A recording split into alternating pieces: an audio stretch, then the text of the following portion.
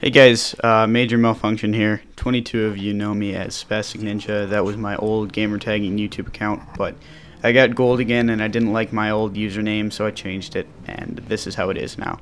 I'm going to take this opportunity to give a little rant on Modern Warfare 3, which was just recently announced. And I have already done this commentary, but my recording program decided to crap out as soon as I finished it, so I'm a bit irritated. Anyway, Modern Warfare 3, firstly I'd like to point out that none of these things I know for a fact. I don't have, I can't cite my sources, so if I'm wrong, feel free to correct me.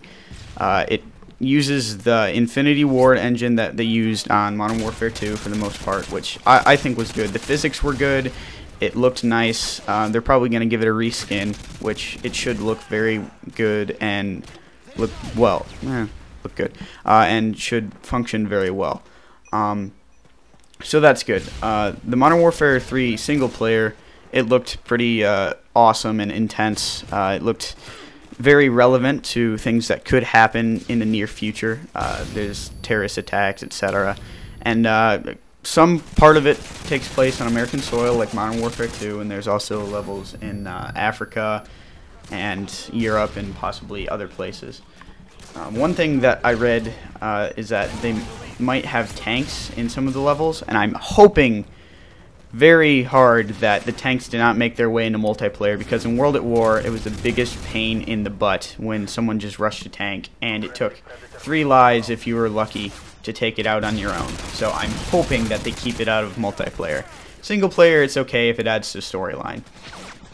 Another thing that I would like to see with the multiplayer in Modern Warfare 3 would be, instead of having red dot and crappy attachments for shotguns, to have specialty rounds, i.e. like buckshot or versus birdshot or home defense or dragon breath or grenades or beanbag.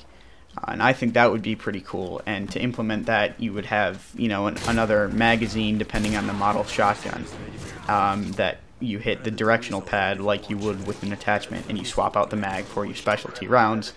Of course, they'd be balanced and all that stuff.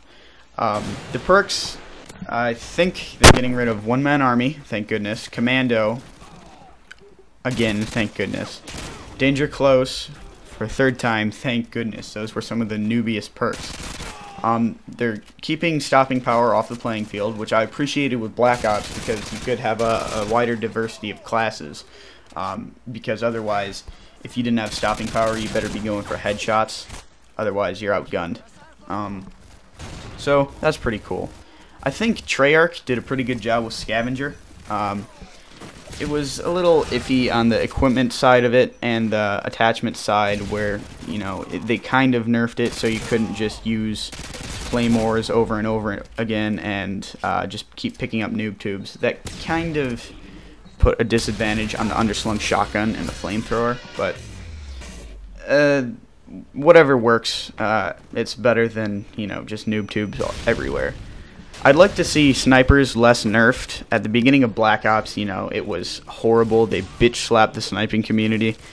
I'd like to see it like in Call of Duty 4, where if you could lead a shot, you would scope in at the middle, or at least within the little white crosshairs on your screen, instead of in a kind of close but pretty much off spot, and then you'd have to readjust while you're scoped in. I think that just took the fun out of it.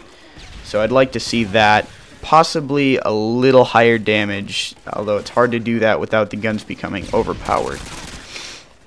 I'm talking about Black Ops. My main qualm with Black Ops was that it was too clogged with, you know, the looks of it, the aesthetics. All the gun camos, the face camo, all that stuff. I think it took too much disk space, and they could have used it better. I mean, the storyline was a good long gameplay, but they could have put it to better use, so I'd like to see that done, because with the Xbox, you're pretty much limited to, I think it's like 4 gigs.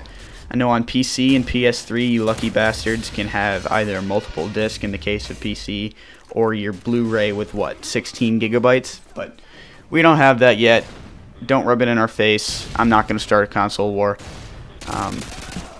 And like with the advent of other first-person shooters, like Bad Company, that kind of stuff, a lot of people are complaining, like, you know, Call of Duty hasn't introduced something completely new and revolutionary.